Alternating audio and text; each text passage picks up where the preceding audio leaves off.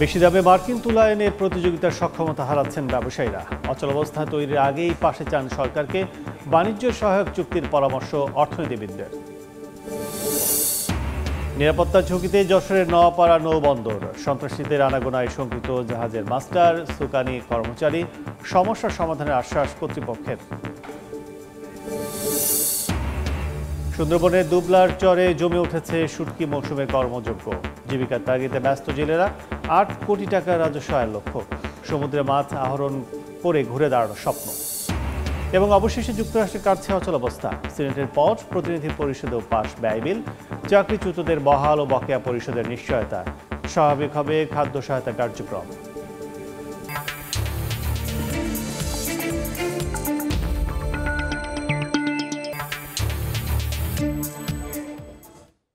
দেখছিলেন শিরোনাম। আমন্ত্রণ জানাচ্ছি দেশ ও দেশের বাইরের অর্থ বাণিজ্যে নানা খবর নিয়ে আমাদের নিয়মিত আয়োজন এ সময় বাণিজ্যে। আপনাদের সঙ্গে আছি আমি কাজল আব্দুল্লাহ। শুরুতেই শেখ হাসিনার রায়ের খবর। জুলাই হত্যাযজ্ঞের মামলায় শেখ হাসিনা কামালের রায়ের তারিখ ঘোষণা আজ।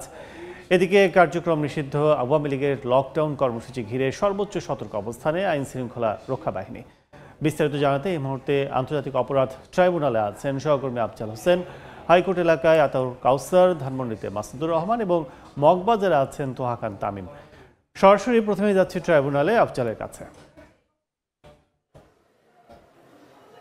আমরা এখন পর্যন্ত যতটুকু জানতে পেরেছি যে বেলা 12টার দিকে আন্তর্জাতিক অপরাধ ট্রাইব্যুনাল 1 বসবেন। বসার পরে শেখ হাসিনা, আসাদুজ্জামান খান কামাল এবং চৌধুরী আব্দুল আল মামুনের রায়ের দিনটি ধার্য করবেন। গণমাধ্যম কর্মীরা যারা আন্তর্জাতিক অপরাধ ট্রাইব্যুনাল কাভার করে তারা সেই খবরটি জানার জন্যই বা জানানোর জন্যই অপেক্ষা করছি। আর ট্রাইব্যুনালকে ঘিরে আজকে নিরাপত্তা বলয় গড়ে তোলা হয়েছে। আমরা দেখেছি যে ট্রাইব্যুনালের মূল ফটকের সামনে সেনাবাহিনীর সদস্যরা যেমন মোতায়েন রয়েছে, র্যাবের সদস্যরা রয়েছেন, পুলিশের সদস্যরা রয়েছেন, একই সঙ্গে বিজিবি সদস্যরা কিন্তু নিরাপত্তার জন্য দায়িত্ব পালন করছেন।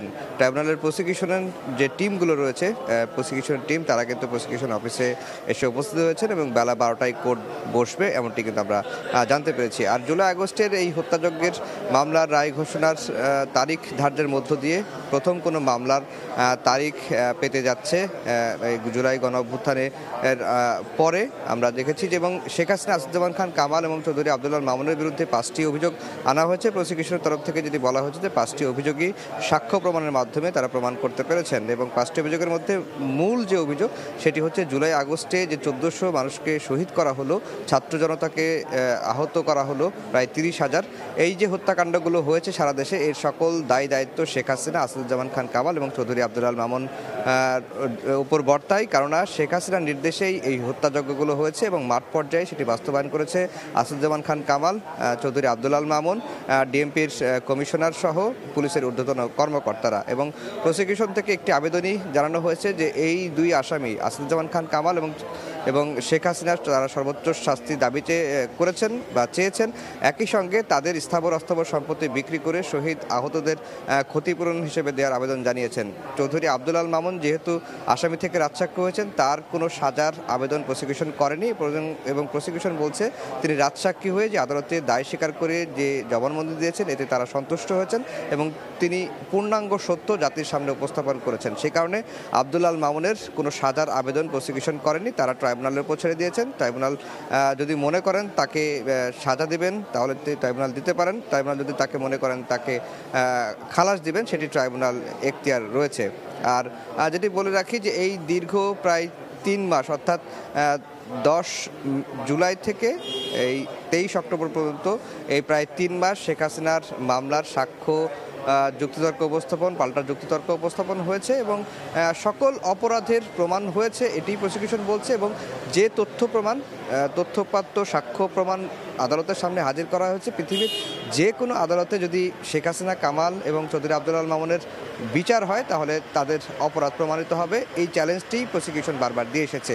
মোটামুটি আমরা এখন রায়ের তারিখ ধার্য যে করবেন সেটির জন্য অপেক্ষা করছি। যদি আন্তর্জাতিক অপরাধ ট্রাইব্যুনাল ধার্য করেন 12টার দিকে করার কথা, সেটি আমরা সঙ্গে সঙ্গে আপনাদেরকে জানাতে পারবো। এই মুহূর্তে আমরা সহকর্মী আতাউল কাউসারের কাছে যাব সেখানকার কি পরিস্থিতি জানতে। লকডাউনের ঘোষণাকে কেন্দ্র করে গত কদিন ধরে যে আতঙ্ক বিরাজ করছিল রাজধানীবাসীর মনে, আজ সকাল থেকে আমরা দেখেছি যে তুলনামূলক গাড়ি ঘোড়ার সংখ্যা কিছুটা কম ছিল, জনগণও কিছুটা কমই বের হচ্ছিল। তবে বেলা বাড়ার সাথে সাথে কিন্তু সেটির পরিবর্তন ঘটছে, কারণ সকাল থেকে এখনো পর্যন্ত অপ্রীতিকর কোনো ঘটনা কোথাও ঘটেনি এবং আইনশৃঙ্খলা রক্ষাকারী বাহিনীও পরিপূর্ণভাবেই সতর্ক অবস্থায় আছেন। সব মিলিয়ে মানুষের মধ্যে যে একটি আতঙ্ক গত দুদিন ধরে ছিল সেটি অনেকটাই কেটে গিয়েছে, যার প্রেক্ষিতে আমরা দেখতে পাচ্ছি যে এখন বেলা যত বাড়ছে রাস্তায় গাড়ির সংখ্যাও বাড়ছে, মানুষজনও বের হচ্ছে তাদের দৈনন্দিন যে প্রয়োজন সে সকল প্রয়োজনে, জীবিকা নির্বাহের তাগিদে তাদেরও বের হতে হচ্ছে এবং বলা যায় পরিস্থিতি অনেকটাই স্বাভাবিক হচ্ছে এবং আইনশৃঙ্খলা রক্ষাকারী বাহিনী পরিপূর্ণ সতর্ক অবস্থায় রয়েছেন। বেশ কিছু পয়েন্টে রাজধানীতে প্রচুর সংখ্যক পুলিশ আমরা দেখেছি যে মোটরসাইকেলে করে তারা টহল দিচ্ছেন, অর্থাৎ মোটরসাইকেল টহল টিম রাস্তায় কার্যকরভাবেই তাদের দায়িত্ব পালন করছেন এবং বেশ কিছু চেকপোস্ট আছে, চেকপোস্টগুলোতেও আইনশৃঙ্খলা রক্ষাকারী বাহিনী তাদের যে অর্পিত দায়িত্ব সেটি পালন করছেন। কারো চলাচলে বা কারো আচরণে যদি সন্দেহ হয় তাৎক্ষণিকভাবে তারা তা চেক করছেন। সব মিলিয়ে এখন পর্যন্ত অপ্রীতিকর কোনো ঘটনা ঘটেনি। তবে যেহেতু গত 2-3 দিন ধরে বেশ কিছু যানবাহনে আগুন দেওয়া হয়েছিল এবং ককটেল বিস্ফোরণের ঘটনাও ঘটেছে, সে সকল জায়গার পাশাপাশি আরও যে জায়গাগুলো গুরুত্বপূর্ণ বা স্পর্শকাতর, যেমন এই মুহূর্তে আমি আছি হাইকোর্টের মাজার গেটে, যেহেতু জানেন এর ভেতরে ট্রাইব্যুনালের অবস্থান, আমার সহকর্মী একটু আগে ভেতরে যেখান থেকে সরাসরি সম্প্রচার করেছেন, তো সেই ট্রাইব্যুনালের গেটের বাইরে এবং হাইকোর্টের মাজার গেট এবং হাইকোর্টের অন্যান্য গেটগুলোতেও পর্যাপ্ত সংখ্যক আইনশৃঙ্খলা রক্ষাকারী বাহিনী আছে। এটি বিশেষ গুরুত্ব দিয়েই তারা দেখছেন এবং আমরা দেখেছি এপিবিএন এবং সেনাবাহিনী, পুলিশ সকলেরই একটি অবস্থান এখানে আছে, সব মিলিয়ে যাতে কোনো ধরনের কোনো অপ্রীতিকর ঘটনা কেউ ঘটাতে না পারে এই ব্যাপারে সচেষ্ট আছে আইনশৃঙ্খলা রক্ষাকারী বাহিনী। তো এটি তো বলছিলাম হাইকোর্ট কেন্দ্রিক যে কার্যক্রম আইনশৃঙ্খলা রক্ষাকারী বাহিনী সেটি নিয়ে পুরো রাজধানী জুড়েই কিন্তু আইনশৃঙ্খলা রক্ষাকারী বাহিনী অত্যন্ত সতর্ক অবস্থায় আছে। এই মুহূর্তে ধানমন্ডিতে আছেন আমার আরেক সহকর্মী মাসুদুর রহমান, সেখানে যেতে চাই সেখানকার সর্বশেষ তথ্য জানতে। ধানমন্ডি 27-এর আমি যেই জায়গাটিতে দাঁড়িয়ে আছি এটি একটি অস্থায়ী চেকপোস্ট। অন্যান্য সময় এই চেকপোস্টটি কার্যকর থাকে না, আজকে যেহেতু বিশেষ পরিস্থিতি সে কারণে এই চেকপোস্টটি স্থাপন করা হয়েছে এবং এই চেকপোস্টে সকাল থেকে আমরা দেখেছি বিশেষ করে মোটরসাইকেলে যারা চলাচল করছেন তাদের চেকিংয়ের আওতায় আনা হচ্ছে এবং তাদের বিশেষ করে ব্যাগ সহ মোটরসাইকেলের বিভিন্ন অংশে অন্য কোনো কোথাও কোনো বিষয় আছে কিনা, কোনো বস্তু আছে কিনা সেগুলো তারা পুঙ্খানুপুঙ্খানুভাবে চেকিং করছে এবং চেকিংয়ের মাধ্যমে এটি নিশ্চিত হওয়ার চেষ্টা করছে যে ব্যাগে বা তাদের সাথে কোনো ধরনের নাশকতা হতে পারে এ ধরনের কোনো বস্তু তাদের কাছে আছে কিনা সেই বিষয়গুলো তারা বারবারও চেক আপ করছে। পাশাপাশি এই ধানমন্ডির 27-এর আশপাশের যেই জায়গাগুলো রয়েছে, পাশে সংসদ ভবন রয়েছে, সেই সংসদ ভবনের মানিক মিয়া এভিনিউ আশপাশে প্রত্যেকটি পয়েন্টে এ ধরনের তল্লাশি করার চেষ্টা করেছে আইনশৃঙ্খলা বাহিনী এবং যখনই যাকে সন্দেহ হয়েছে সেই বিষয়টি তারা করেছে। এর আগে ধানমন্ডি 32-এ দেখেছি সেখানেও 32 নম্বর ঘিরে কোনো ধরনের ঝটিকা মিছিল বা কোনো ধরনের কার্যক্রম হয় কিনা সেই বিষয়টি নিশ্চিত করার জন্য আইনশৃঙ্খলা বাহিনীর পক্ষ থেকে চারিদিকে তারা নজরদারির পাশাপাশি শক্ত অবস্থান তারা নিয়েছে। এই ধানমন্ডি 27-এ যত দিন ধরে ঝটিকা মিছিল শুরু হয়েছে কার্যক্রম নিষিদ্ধ আওয়ামী লীগের, এখানে সবচেয়ে বেশি ধানমন্ডি এলাকায় এখানে সবচেয়ে বেশি হয়েছে, যে কারণে এই ধানমন্ডি 27-এর যেই বিষয়গুলো তারা বারবারও সামনে এনেছে যে সেই বিষয়টি হচ্ছে যে এই ধানমন্ডি 27-এর বিভিন্ন গলিগুলো রয়েছে, এই গলিগুলো থেকে হঠাৎ ঝটিকা মিছিল নিয়ে এখানে ককটেল বিস্ফোরণের ঘটনা আমরা দেখেছি। তো এই যে এই কার্যক্রমগুলোর পাশাপাশি আজকে যেহেতু লকডাউন ঘোষণাই করা আছে সে কারণে তারা আরও বেশি সতর্ক অবস্থান নিয়েছে এবং অলি গলি থেকে শুরু করে প্রত্যেকটি পয়েন্টে তারা তাদের যেই চেকপোস্ট পাশাপাশি নিজেদের মোবাইল পার্টি টহল টিম তারা বারবারও পদক্ষেপ করছে এবং এই ধানমন্ডি 27-এর মাথায় আমরা দেখেছি সাজোয়া যান তারা সাজিয়ে রেখেছে এবং কোনো ধরনের অপ্রীতিকর ঘটনা ঘটলে তাৎক্ষণিক যাতে সাজোয়া যান নিয়ে সেখানে যেতে পারেন সেই বিষয়টি তারা নিশ্চিত করার জন্য তারা অবস্থান করে রাখছেন সকাল থেকেই। এছাড়াও এই ধানমন্ডি মোহাম্মদপুর থেকে শুরু করে আশপাশে যতগুলো এলাকা রয়েছে সব জায়গাগুলোতে আমরা দেখেছি যে পুলিশের যে করা টহল সেটি আমরা দেখেছি। পাশাপাশি আমরা দেখেছি যে সেনাবাহিনী এবং বিজিবির টহলও আমরা দেখেছি এবং তাদের পক্ষ থেকেও তারা তাদের যেই কার্যক্রম সেটি তারা নিচ্ছেন। টহলের পাশাপাশি বিভিন্ন গুরুত্বপূর্ণ পয়েন্টে তারা অবস্থান নিয়েছেন এবং যখন কোনো ধরনের সন্দেহজনক কিছু দেখছেন সেখানে তারা তাদের যে কার্যক্রম সেটি তারা বজায় রাখছেন। তো আমাদের এই যে লকডাউন কেন্দ্রিক যে রাজধানীর আইন শৃঙ্খলা পরিস্থিতি সেই বিষয়ে জানানোর জন্য মগবাজারে আছেন আমাদের আরেক সহকর্মী তোহা খান তামিম। তার কাছে একটু জানতে চাই সেই এলাকায় কি অবস্থা দেখছেন তিনি। তামিম। রাজধানী অত্যন্ত গুরুত্বপূর্ণ একটি এলাকা মগবাজারের 4 রাস্তার মোড় এবং এখানে আমরা লক্ষ্য করছি যে অন্যান্য দিনের তুলনায় কিছুটা গণপরিবহন কম লক্ষ্য করা যাচ্ছে, অর্থাৎ যে গণপরিবহন যাত্রীবাহী বাস সেই যাত্রীবাহী বাসের সংখ্যা কম লক্ষ্য করছি। অন্যান্য দিনের তুলনায় মোটামুটি বলা যায় যে এই যে 4 রাস্তার মোড় একটি মৌচাক মালিবাগের দিকে চলে গেছে, একটি চলে গেছে বাংলা মোটর কারওয়ান বাজার শাহবাগের দিকে, আরেকটি চলে গেছে তেজগাঁওয়ের দিকে এবং আরেকটি চলে গেছে সেখানে ভিআইপি রোডের দিকে। সব মিলিয়ে এই যে 4 রাস্তার মোড়, এই 4 রাস্তার মোড়ে আমরা কিছুটা যানজট থাকে, অর্থাৎ প্রতিনিয়ত এই কর্মদিবসের যে কোনো কর্মদিবসে সেই যানজটটি আমরা লক্ষ্য করছি না, তবে স্বাচ্ছন্দ্যে মানুষ চলাফেরা করছেন এবং যারা কর্মজীবী মানুষ তারা সেখানে যাচ্ছেন। তবে বিপত্তি ঘটছে যেহেতু গণপরিবহন কম, সেই জন্য 3 চাকার যে ব্যাটারি চালিত অটোরিকশা রয়েছে, প্যাডেল চালিত রিকশা রয়েছে, তাদের আসলে দখলে রয়েছে রাস্তা এবং তারা আসলে মূলত বেশি ভাড়া হাঁকাচ্ছেন বলে যাত্রী পক্ষ থেকে এই ধরনের অভিযোগ করা হচ্ছে। তবে কিছুটা বেগ পেতে হচ্ছে গণপরিবহন না থাকার কারণে, অর্থাৎ গণপরিবহন কম সংখ্যক থাকার কারণে। তবে মোটামুটি বলা যায় যে ভিড়, সেই ভিড় আসলে আমরা লক্ষ্য করছি এবং যদিও এই 4 রাস্তার মোড়ে 4টি রাস্তাতেই কিন্তু যে যানবাহনের যে যানজট সেটি লেগে থাকে, ট্রাফিক পুলিশকে কিছুটা হিমশিম খেতে হয়। তবে আজকে ট্রাফিক পুলিশরা যারা রয়েছেন, সদস্যরা যারা রয়েছেন, তারা স্বাচ্ছন্দ্যে দায়িত্ব পালন করছেন এবং আমরা লক্ষ্য করছি যে সাধারণ মানুষ যারা রয়েছেন তাদের চলাফেরাও কিন্তু আমরা চলাফেরা যেটি সাধারণ মানুষের সেটিও আমরা স্বাচ্ছন্দ্য বোধ করতে দেখেছি। যদিও এই যে অনলাইনে ঘোষিত যে কর্মসূচি লকডাউন, কথিত লকডাউন, সেই কথিত লকডাউনে কাউকেই তার এর পক্ষে যে কোনো ধরনের কোনো কর্মসূচি বাস্তবায়ন করা কিংবা মাঠে কোনো কর্মসূচি, মিছিল, মিটিং কিংবা সমাবেশ কিংবা কোনো ধরনের নেতাকর্মীদের উপস্থিতি তাদের কিন্তু আমরা একেবারে লক্ষ্য করিনি। তো মোটামুটি বলা যায় এতক্ষণ আমরা ঢাকার খবর জানছিলাম, অর্থাৎ রাজধানী ঢাকার খবর জানছিলাম, লকডাউনের কী অবস্থা। আমরা একটু ঢাকার বাইরে যেতে চাই, বরিশালে আছেন আমাদের সহকর্মী অপূর্ব অপু, সেখানকার পরিস্থিতি তিনি জানাবেন। অপু। বরিশাল শহরের সদর রোডে বাংলাদেশ জামায়াতে ইসলামী বরিশাল মহানগর এবং জেলা নেতাকর্মীরা এখানে সকাল থেকে অবস্থান কর্মসূচি পালন করছে। ঠিক সদর রোড থেকে এই মুহূর্তে একটি মিছিল বের হয়েছে এখন থেকে কয়েক সেকেন্ড আগে, অর্থাৎ আমি যখন এখন কথা বলছি এই মুহূর্তে একটি বিক্ষোভ মিছিল নিয়ে তারা শহরের বিভিন্ন সড়ক প্রদক্ষিণ করার উদ্দেশ্য নিয়ে তারা বেরিয়েছে।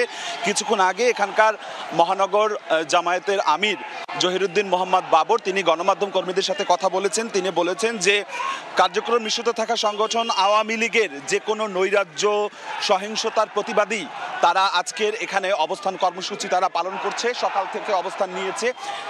যদি কোনো আওয়ামী লীগের নেতাকর্মীরা কোনো ধরনের কোনো বিশৃঙ্খলা করতে চায় সেই ক্ষেত্রে তারা দাঁত ভাঙা জবাব দিবে বলে জানিয়েছে এখানকার জামায়াতের নেতারা।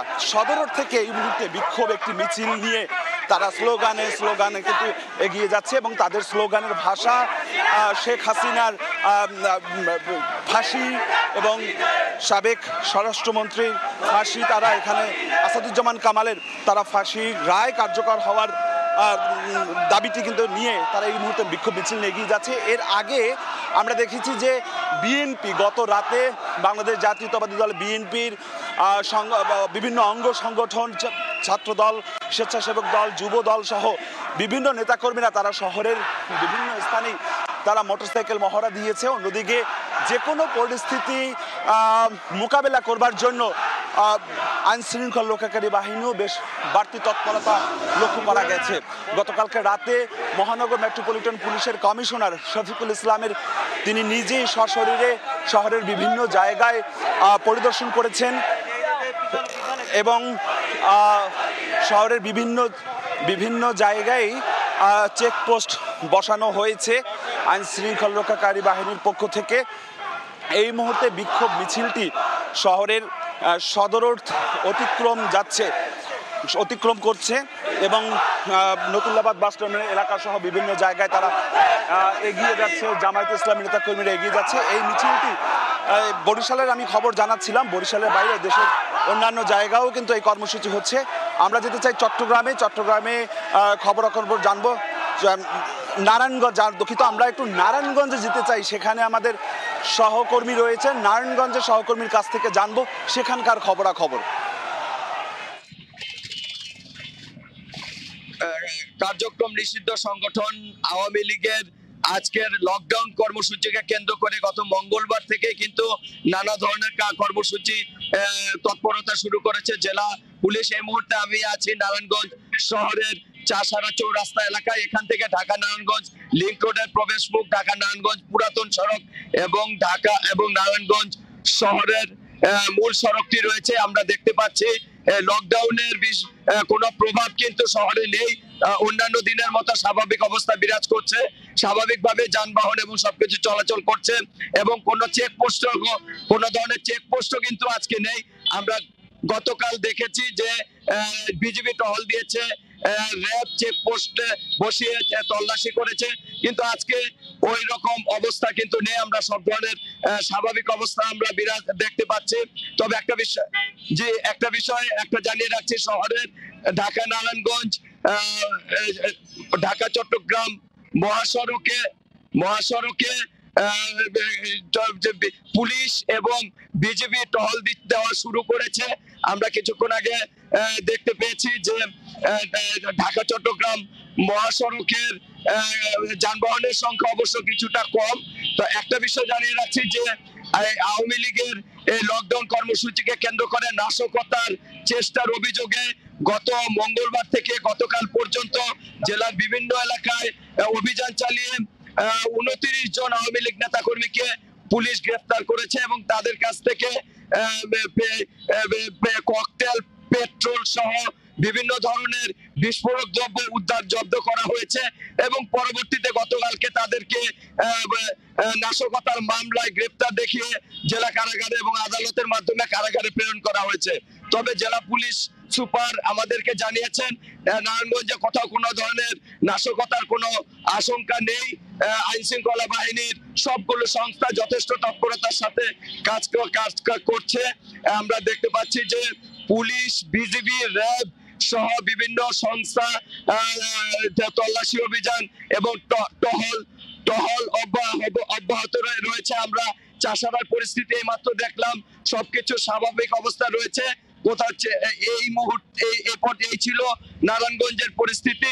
এখন আমরা চট্টগ্রামের খবর জানবো, সেখানে রয়েছেন সহকর্মী শফিকুল ইসলাম।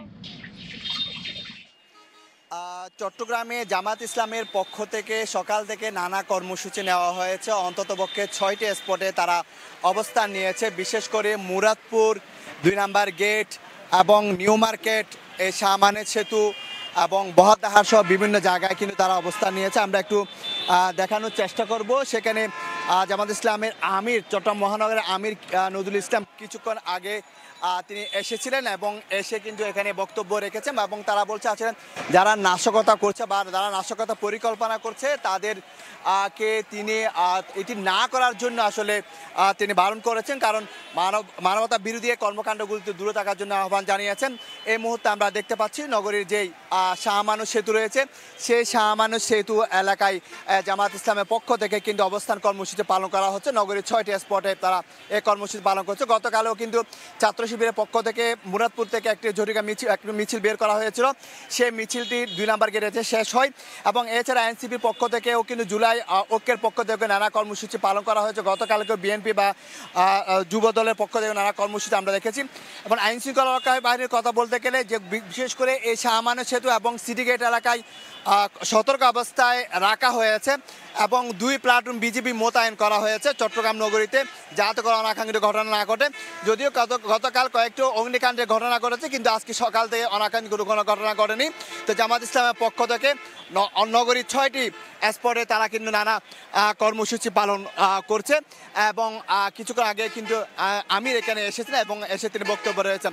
এই ছিল আমার কাছে চট্টগ্রামের যে 13 নভেম্বর লকডাউন উপলক্ষে যে কর্মসূচি নিয়েছে নানা দল, তার সর্বশেষ তথ্য। শেখ হাসিনা কামালের বিরুদ্ধে হত্যা মামলার রায়ের তারিখ ঘোষণা ও আওয়ামী লীগের লকডাউন এবং প্রতিবাদ কর্মসূচি খবর জানাতে রাজধানীর কয়েকটি পয়েন্ট সহ আমরা সরাসরি যুক্ত ছিলাম বরিশাল, নারায়ণগঞ্জ ও চট্টগ্রামে। এবার বাণিজ্যের খবর। মার্কিন কাঁচামালে তৈরি পণ্য যুক্তরাষ্ট্রের রফতানিতে শুল্ক সুবিধা দেওয়ার আশ্বাসে ফাঁসছেন ব্যবসায়ীরা। গেল কয়েক মাস ধরে তুলনামূলক বেশি দামে মার্কিন তুলা এনে প্রতিযোগিতার সক্ষমতা হারাচ্ছেন তারা। এই অবস্থায় ব্যবসা বাণিজ্য অচলাবস্থা তৈরির আগেই সরকারকে পাশে চান উদ্যোক্তা রফতানিকারকরা। ঢাকা ওয়াশিংটন বাণিজ্য ঘাটতি কমাতে ব্যবসায়ীদের চাপে না ফেলে যুক্তরাষ্ট্রের সঙ্গে দ্রুত বাণিজ্য সহায়ক চুক্তির পরামর্শ অর্থনীতিবিদদের। MS আরেফিনের report. 12 থেকে 13 সেন্ট পার কেজিতে কস্টিং বাড়ছে, এটা আসলে কে বিয়ার করছে? সবাই বসে আছে এখন, বা কে কার দায়িত্ব নেবে? বস্ত্র ও পোশাক শিল্প উদ্যোক্তাদের এমন আক্ষেপের কারণ গেল 2 আগস্ট থেকে যুক্তরাষ্ট্রে পণ্য রপ্তানিতে শুল্ক বাড়ানোর 3 মাস পার হলেও দেশটির সঙ্গে বাণিজ্য সহায়ক কোনো চুক্তি করতে পারেনি বাংলাদেশ। এমনকি মার্কিন কাঁচামালে তৈরি পণ্য দেশটির বাজারে রপ্তানি করলে আনুপাতিক হারে যে শুল্ক সুবিধা দেওয়ার প্রতিশ্রুতি দিয়েছে ট্রাম্প প্রশাসন, তারও কোনো বাস্তবায়ন দেখছেন না ব্যবসায়ীরা। যারা আমাদের কাছ থেকে পণ্য আমদানি করে ইউএসএ মার্কেটের জন্য, তারা আমাদেরকে এখনো কোনো ক্লিয়ার ডিসিশন দিচ্ছে না। চুক্তি অনুযায়ী ঠিক আছে 20% আমি আরো কমাই ফেলি, তো আমি কমাচ্ছি তুমি কমাই, বার্গেনিং অব্যাহত রাখতে হবে এবং সেটা ত্বরান্বিত করতে হবে। স্বাভাবিকভাবে ঢাকা ওয়াশিংটন বাণিজ্য ঘাটতি কমাতে গিয়ে তুলনামূলকভাবে বেশি দামে তুলা কিনতে বাধ্য হচ্ছেন বস্ত্র ও পোশাক শিল্পের উদ্যোক্তারা। তাদের দাবি, আফ্রিকার বিভিন্ন দেশ থেকে যখন 78 থেকে 83 সেন্টে 1 পাউন্ড তুলা কিনতে পারছেন, তখন ঢাকা ওয়াশিংটন বাণিজ্য ঘাটতি কমাতে গিয়ে 87 থেকে 88 সেন্টে মার্কিন তুলা কিনতে বাধ্য হচ্ছেন তারা। ইনপুটটা যেরকম আশা করেছিলাম সেই হারে বাড়তেছে না, কারণ আমার ক্রেতা রেডি নাই। তারা চাচ্ছে সেম প্রাইসে বেশি দামে তুলা যাতে আমরা ইনপুট করে তাদের কাছে সাপ্লাই দিই। শুধু তাই নয়, ফাস্ট ফ্যাশনের যুগে লিড টাইমও বাড়াচ্ছে যুক্তরাষ্ট্রের কাঁচামাল, কারণ দেশটি থেকে তুলা আনতে সময় লাগে 3 থেকে 4 মাস, অথচ আফ্রিকা থেকে আসে 60 দিনে। ইউএস থেকে অনকলে মিনিমাম 3 থেকে 4 মাস আগে আমাকে তুলা ক্রয় করতে হয়, যেটা অন্য দেশে প্রয়োজন পড়ে না। এই অবস্থায় নীতি সহায়তা ছাড়া মার্কিন তুলা আমদানিতে আগ্রহ হারাচ্ছেন উদ্যোক্তারা। আমেরিকান কটন ইউজ করলে যদি আমাকে ইনসেন্টিভ দেওয়া হয়, তাহলে কিন্তু এটা কাজে লাগাইতে পারবো। রোল অফ অরিজিন যদি পাস হয়ে যায়, তখন তারা ইম্পোর্ট পর যেটা ট্যাক্স বেনিফিট পাবে, ওই বেনিফিটটা যদি আমাদের সাথে শেয়ার করে, আমরা হয়তো বা বেশি দাম দিয়ে তুলা আমদানি করেও বেশি দামে তাদের কাছে সুতাটা বিক্রি করতে পারবো। রপ্তানি আয় বাড়াতে প্রতিযোগিতা সক্ষমতা ধরে রাখার বিকল্প দেখছেন না অর্থনীতিবিদরা, তাই যুক্তরাষ্ট্রের সঙ্গে দ্রুত বাণিজ্য সহায়ক চুক্তি করার পরামর্শ তাদের। মার্কিন যুক্তরাষ্ট্রের এই যে কিছুটা চাপিয়ে দেওয়া শুল্ক কাঠামো, এটাতে হয়তো কিছুটা রপ্তানি বাজারে সুবিধার আশা করেছিলাম, যদিও সেটি এখনো দেখা যাচ্ছে না, কিন্তু অবধারিতভাবে আমদানির ব্যয় বেড়ে গেলে আমাদের ভোক্তার উপরে এর একটা বাড়তি চাপ পড়বে। রপ্তানিতে তেমন কোনো সুবিধা না পেলেও যুক্তরাষ্ট্রের সঙ্গে $600 কোটি বাণিজ্য ঘাটতি কমাতে এরই মধ্যে $200 কোটি মার্কিন তুলা, সয়াবিন, ভুট্টা ও গম জাতীয় পণ্যের আমদানি বাড়িয়েছেন ব্যবসায়ীরা। MS আরেফিন, সময় সংবাদ, ঢাকা। এবার জানাবো পুঁজিবাজারের খবর। সপ্তাহের শেষ কার্যদিবসের প্রধান সূচকের নিম্নমুখী প্রবণতায় চলছে ঢাকায় স্টক এক্সচেঞ্জের লেনদেন। সবশেষ পরিস্থিতি জানাতে চলে যাচ্ছি ডিএসসির ওয়েবসাইটে। দর্শক, গতকাল যদি আমরা বলি যে সপ্তাহের চতুর্থ কার্যদিবস, সেটি দিয়ে শুরু করছি। নিম্নমুখী প্রবণতায় কিন্তু কার্যক্রম শেষ করেছিল এবং একই ধারায় 47 পয়েন্ট খুঁয়ে কিন্তু প্রধান পুঁজিবাজার আজকের যে প্রধান সূচক ঢাকা স্টক এক্সচেঞ্জে, সেটি কিন্তু 37 পয়েন্ট কমে অবস্থান করছে ডিএসসি এক্স 4787 পয়েন্টে। এছাড়া 995 পয়েন্টে অবস্থান করছে 10 পয়েন্ট কমে ডিএসসির সরিয়া সূচক, এবং ডিএসসি 13 সূচক যেটি, সেটি কিন্তু 15 পয়েন্ট কমেছে, অবস্থান করছে 1883 পয়েন্টে। এছাড়া আমরা দেখছি যে এখন পর্যন্ত সব মিলিয়ে 48,415 বার শেয়ার হাতবদল হয়েছে, যার বাজার মূল্য 129 কোটি টাকা, প্রায় 130 কোটি টাকা বলা চলে। এছাড়া 56টি প্রতিষ্ঠানের শেয়ারের দর ঊর্ধ্বমুখী প্রবণতা রয়েছে, 257টি প্রতিষ্ঠানের নিম্নমুখী এবং 57টি প্রতিষ্ঠানের অপরিবর্তিত অবস্থা রয়েছে। সেক্ষেত্রে বলা চলে যে গত কয়েক কার্য দিবসের মধ্যে বলা চলে সর্বোচ্চ সংখ্যক প্রতিষ্ঠানের শেয়ারের দর নিম্নমুখী প্রবণতায়। যদি বলি শীর্ষ 20টি প্রতিষ্ঠানের মধ্যে শুরুতে আমরা দেখছি যে সেটি হচ্ছে যে বাংলাদেশ শিপিং কর্পোরেশন, সরকারি প্রতিষ্ঠান, সেটি বরাবরই কিন্তু ভালো অবস্থানে থাকে। সেই ধারাবাহিকতা আজকে দেখছি যে টপ 20-র মধ্যে শীর্ষ অবস্থানে রয়েছে। 104 টাকা 50 পয়সায় বিক্রি হচ্ছে প্রতিটি শেয়ার, যার সর্বোচ্চ মূল্য দেখছি আমরা 109 টাকা 70 পয়সা, সর্বনিম্ন ছিল 102 টাকা 60 পয়সা। এছাড়া সামিট পাওয়ার প্রতিষ্ঠানটি সামিট পোর্ট 2 নম্বর অবস্থান রয়েছে। প্রতিষ্ঠানটি 46 টাকা দরে প্রতিটি শেয়ার হাতবদল চলছে। 46 টাকা 60 পয়সা ছিল সর্বোচ্চ মূল্য, 45 টাকা ছিল সর্বনিম্ন। এছাড়া গতকাল বিক্রি হয়েছে 46 টাকা 40 পয়সা দরে। সেক্ষেত্রে বলা চলে যে গতকালের তুলনায় কিন্তু আজকে 40 পয়সারও কমে গেছে প্রতিষ্ঠানের শেয়ার দর। খান ব্রাদার্স পাওয়ার পিপি ওভেন প্রতিষ্ঠানটি 56 টাকা 50 পয়সা ধরে শেয়ার বিক্রি হচ্ছে প্রতিটি। সর্বোচ্চ মূল্য ছিল 62 টাকা, সর্বনিম্ন দেখছি আমরা 56 টাকা 50 পয়সা। এদিকে দেখছি সামিট টেক্স প্রতিষ্ঠানটি তাদের সিমটেক প্রতিষ্ঠানটি বিক্রি হচ্ছে প্রতিটি শেয়ার 33 টাকা 70 পয়সা দরে। 34 টাকা 50 পয়সা ছিল সর্বোচ্চ এবং সর্বনিম্ন দেখছি 32 টাকা 60 পয়সা, এবং গতকাল বিক্রি হয়েছে 33 টাকা 70 পয়সা। অর্থাৎ গতকাল এবং আজকের এখনকার মূল্য প্রতিষ্ঠানটির শেয়ার দর প্রতিটি কিন্তু একই। 5 নম্বর অবস্থানে রয়েছে আনোয়ার গ্যালভানাইজিং এবং 6 নম্বর রয়েছে এশিয়াটিক ল্যাব। সব মিলে বলা চলে যে আজকের যে টিএসসি যে সবশেষ অবস্থা সেটি কিন্তু গতকালের রেফারেন্স বলা চলে যে আজকে এখন পর্যন্ত নিম্নমুখী প্রবণতায় চলছে। তো এই ছিল ডিএসসি সবশেষ।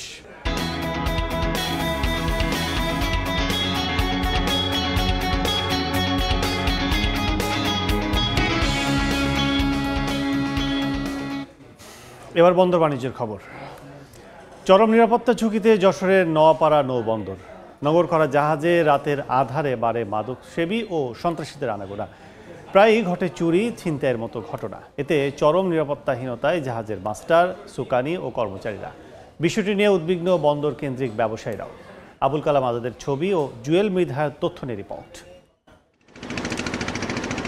যশোরের নাওয়াপাড়া নৌবন্দরে বছরে 5,000-এর বেশি বার্জ, কার্গো লাইটার জাহাজ ফেরে। মোংলা বন্দর থেকে আসা এসব জাহাজে থাকে সার, গম, কয়লা, পাথরসহ বিভিন্ন পণ্য।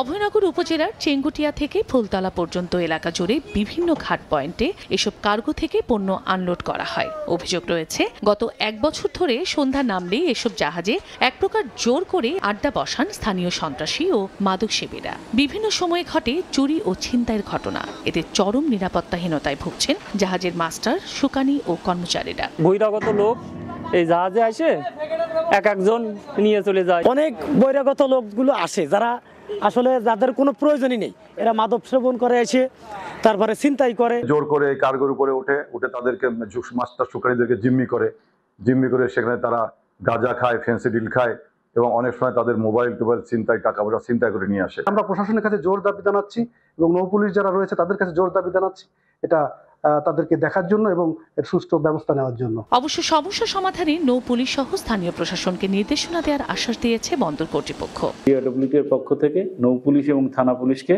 আমরা এই প্রয়োজনীয় ব্যবস্থা নেওয়ার জন্য আমরা চিঠির মাধ্যমে এবং মৌখিকভাবে আমরা কথা বলব। 1990 সালে যাত্রা শুরু হওয়া এই বন্দরের দৈর্ঘ্য 12 কিলোমিটার। 3 যুগ পার হলেও এ বন্দরের অবকাঠামোগত কাঙ্ক্ষিত উন্নয়ন হয়নি বলে অভিযোগ বন্দর ব্যবহারকারীদের।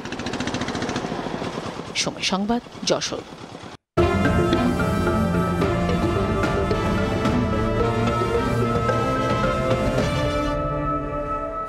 সুন্দরবনের দুবলার চরে জমে উঠেছে শুটকি মৌসুমের কর্মযজ্ঞ। সমুদ্র পাড়ি দিয়ে হাজারো জেলে জীবিকার তাগিদে ব্যস্ত সময় পার করছেন সেখানে। তাদের মনে প্রাকৃতিক দুর্যোগ, রোগশোক, সুপেয় পানি সংকট আর দস্যু আতঙ্ক।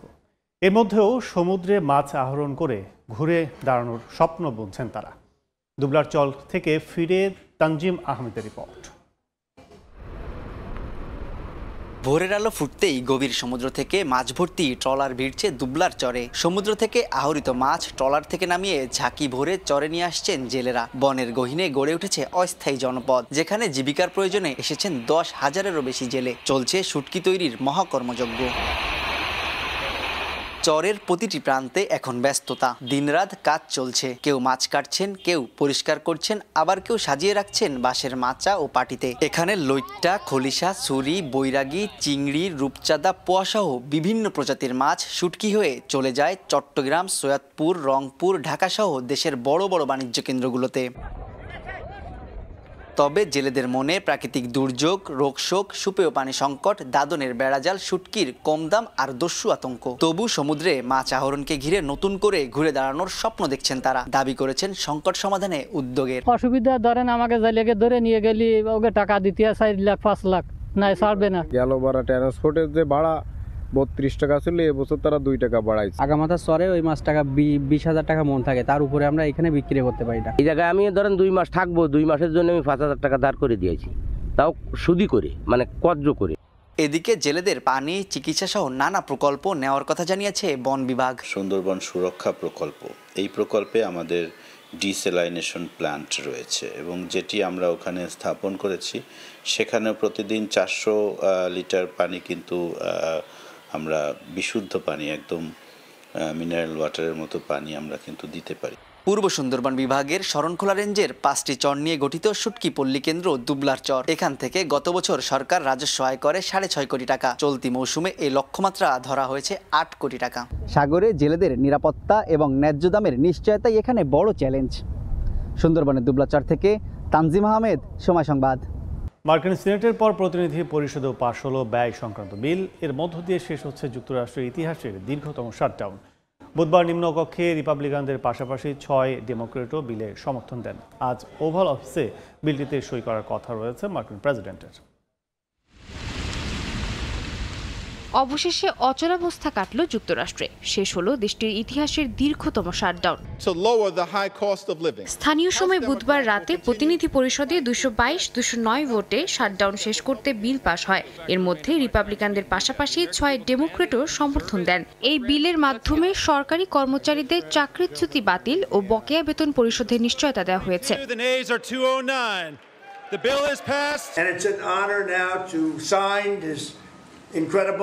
প্রতিনিধি পরিষদে পাশের পর বিলটি যায় প্রেসিডেন্ট ডোনাল্ড ট্রাম্পের কাছে। তাই সই করার মধ্য দিয়ে আনুষ্ঠানিকভাবে শেষ হয় যুক্তরাষ্ট্রের দীর্ঘতম সরকারি অচলাবস্থা।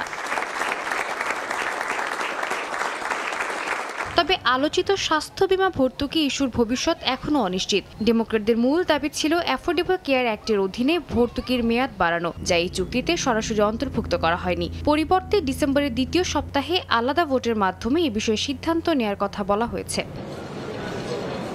দীর্ঘদিনের এই অচলাবস্থার কারণে যুক্তরাষ্ট্র জুড়ে জনজীবন বিপর্যস্ত হয়ে পড়েছে। প্রায় 14 লাখ সরকারি কর্মচারী বেতন ছাড়া কাজ করছেন অথবা ছুটিতে আছেন। খাদ্য সহায়তা কার্যক্রম স্থবির হয়ে গেছে। মারাত্মক বিঘ্ন দেখা দিয়েছে বিমান চলাচলে। সাদিয়া তাসনিম, সময় সংবাদ। এ পর্যায়ে শীর্ষ সংবাদগুলো জানিয়ে দিচ্ছি আরেকবার। বেশি দামে মার্কিন তুলা এনে প্রতিযোগিতার সক্ষমতা হারাচ্ছেন ব্যবসায়ীরা। অচলাবস্থা তৈরির আগেই পাশে চান সরকারকে। বাণিজ্য সহায়ক চুক্তির পরামর্শ অর্থনীতিবিদদের। নিরাপত্তা ঝুঁকিতে যশোরের নওয়াপাড়া নৌবন্দর। সন্ত্রাসীদের আনাগোনায় শঙ্কিত জাহাজের মাস্টার, সুকানি কর্মচারী। সমস্যা সমাধানের আশ্বাস কর্তৃপক্ষের। এবং সুন্দরবনের দুবলার চরে জমে উঠেছে শুটকি মৌসুমের কর্মযজ্ঞ। জীবিকার তাগিদে ব্যস্ত জেলেরা। 8 কোটি টাকা রাজস্ব আয়ের লক্ষ্য। সমুদ্রে মাছ আহরণ করে ঘুরে দাঁড়ানোর স্বপ্ন।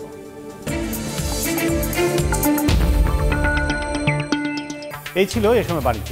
দুপুর 12টার সময় সংবাদের সঙ্গে থাকবেন মনির হুসাইন। ধন্যবাদ আপনাকে কাজল। দুপুর 12টার সময় সংবাদ নিয়ে আসছি কিছুক্ষণ পর, সঙ্গেই থাকুন সময়ের।